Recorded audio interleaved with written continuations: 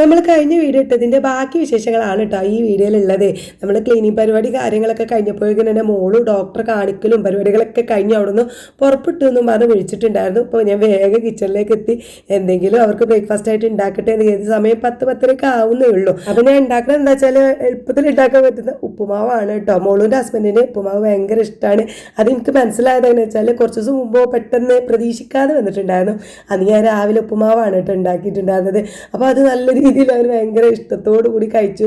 ഞാൻ അവൻ വന്നതല്ലേ എന്ന് കരുതി വേറെ ദോശയൊക്കെ എക്സ്ട്രാ ചുട്ടു കൊടുത്തിട്ടുണ്ടായിരുന്നു. പക്ഷെ അതൊന്നും തൊടാതെ ഉപ്പുമാവ് മാത്രം കറിയൊന്നും ഒഴിക്കാതെ അങ്ങനെ കഴിച്ചു, ചായയും കൂട്ടി കഴിച്ചു. അപ്പോൾ അത് ഭയങ്കര ഇഷ്ടമാണ് എന്നൊക്കെ മോളൂനോട് പറഞ്ഞത്രേ. അപ്പോൾ ഞാൻ പിന്നെ ഇന്ന് എനിക്ക് തീരെ വയ്യല്ലോ, അപ്പോൾ ഞാൻ കരുതി ആ ഉപ്പുമാവ് പെട്ടെന്ന് ഉണ്ടാക്കാം. പിന്നെ നല്ല കഷ്ണമീൻ ഉണ്ടായിരുന്നു, മസാലയൊക്കെ പൊറ്റിയത് ഫ്രിഡ്ജിൽ, അപ്പോൾ അതും പൊരിച്ചു കൊടുക്കാമെന്ന് കരുതി.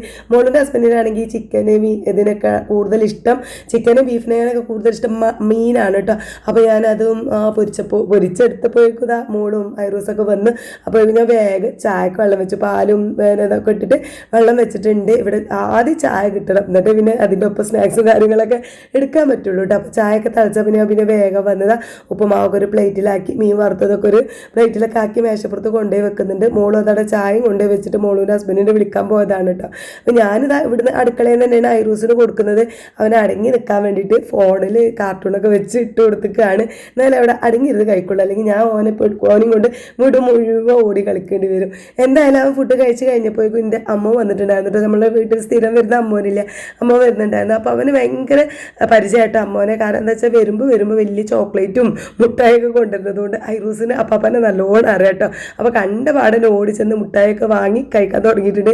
അവന് ഇവിടെ വന്ന് ഞാനൊരു ചായയൊക്കെ ഉണ്ടാക്കി കൊടുത്തു. അപ്പോൾ ചായ മാത്രം കുടിച്ചു, ഒന്നും കടിയൊന്നും വേണ്ടാറ് മൂപ്പര് അപ്പം തന്നെ പോയിട്ടോ. പിന്നെ ഞാൻ വേഗം ലഞ്ച് ഉണ്ടാക്കാൻ വേണ്ടിയിട്ട് കിച്ചണിക്ക് ഓടിപ്പോകുന്നു. കാരണം മോളുവിൻ്റെ ഹസ്ബൻഡ് ബ്രേക്ക്ഫാസ്റ്റ് കഴിച്ച് ചെറുതായിട്ട് സോഫയിലൊന്ന് കിടന്നതാണ്, ഇറങ്ങിപ്പോയി. അപ്പോൾ ഉറങ്ങുന്നുണ്ട്. അപ്പോൾ ഞാൻ വേഗം എണീക്കും മുമ്പ് വേഗം ലഞ്ചായാൽ അത് കഴിച്ചിട്ട് അവന് പോകാമല്ലോ എന്ന് കരുതി.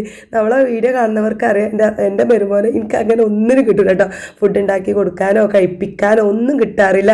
അവൻ വരുമ്പോൾ എന്തെങ്കിലും ഇങ്ങോട്ട് കൊണ്ടുവരിക, ഞങ്ങളെ കഴിപ്പിക്കുക എന്നല്ലാതെ അങ്ങോട്ട് ഉണ്ടാക്കി കൊടുക്കുന്നത് ഭയങ്കര കുറവാട്ടോ. അപ്പോൾ എപ്പോഴെങ്കിലൊക്കെ കിട്ടുള്ളൂ. ഇതിനിപ്പോൾ അറിയാതെ അവിടെ കിടന്നുറങ്ങിയതാണ്. അപ്പോൾ ആ സമയം കൊണ്ട് ഞാൻ വേഗം ലഞ്ച് ഉണ്ടാക്കുകയാണ്. അവന് ഈ നെയ്ച്ചോറ് ബിരിയാണി ഇതിലേറെയൊക്കെ ഇഷ്ടം നാടൻ ചോറും കറിയും ഉപ്പേരിയൊക്കെയാണ് കേട്ടോ.